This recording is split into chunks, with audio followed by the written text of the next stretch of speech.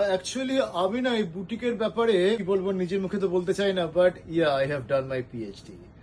আসলে ওই শান্তিনিকেতনে এত গেছি, ওই কবিগুরুর ওই গ্রাম ছাড়া ওই রাঙামাটির পথ, ওই যে রাস্তাটার ডিজাইনটা না, ওইটা অ্যাকচুয়ালি শাড়ির মধ্যে চাই। দাদা, ঢেউতে আপনি রাঙামাটি থেকে জিটি রোড সব পাবেন। হবে রাঙামাটির পথের রাস্তার ডিজাইনে কোনো গর্ত থাকবে না তো?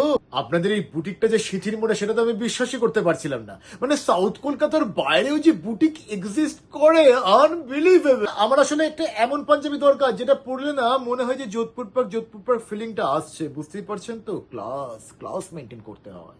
এইসব শপিং এ আমার কোনো ইন্টারেস্ট নেই। বসে থাকতে পেরেছি আরাম করে চেয়ারে, ব্যাস তাতেই হবে। নিয়ে নাও শপিং করো। এই সুতপা বৌদির জন্য একটা পিঙ্ক শাড়ি দেখতে হবে, অষ্টমীতে পরবে। বৌদি পিঙ্ক পরবি অষ্টমীতে? তাহলে আমার জন্য ম্যাচিং কালারের পাঞ্জাবি তুমি দেখি। অষ্টমীতে স্যান্ডো গেঞ্জি পরে ফুল কুড়োবে। দাদা, দমে যাবেন না। বুটিকের নামটা দেখুন, ঢেউ। নাম তো নয় যেন মন্দারমণি, পড়লেই প্রেম। ঝামেলা, এদের ব্লাউজ গুলো তো আমার ভবিষ্যতের থেকেও সুন্দর করে ডিজাইন করা গো। খালি ব্লাউজের দিকে নজর, একটু ভালো ধুতি দেখো। এটাকে কি ডিজাইন বললে? এটা মেখলা। মেখলা? দিনে একলা, ঘরে থাকে না তো। এই ট্রায়াল রুমটা কোথায়, প্যামেলা যাবে নাকি? ঘরে মন না টিকলে চিংড়িঘাটা জামে গিয়ে দাঁড়াও। তুমি না, বলছি দাদা, আপনাদের এই স্মৃতির মনে ঢেউতে বেশ ভালোই কালেকশন রেখেছেন। আমি ভাবছি হাওড়াতেও একটা ঢেউ খুলবো। মানে বেশি কোনো খরচাও করতে হবে না, বর্ষাকালে জল জমলে ন্যাচারাল ঢেউ তো এমনি হয়ে যায়।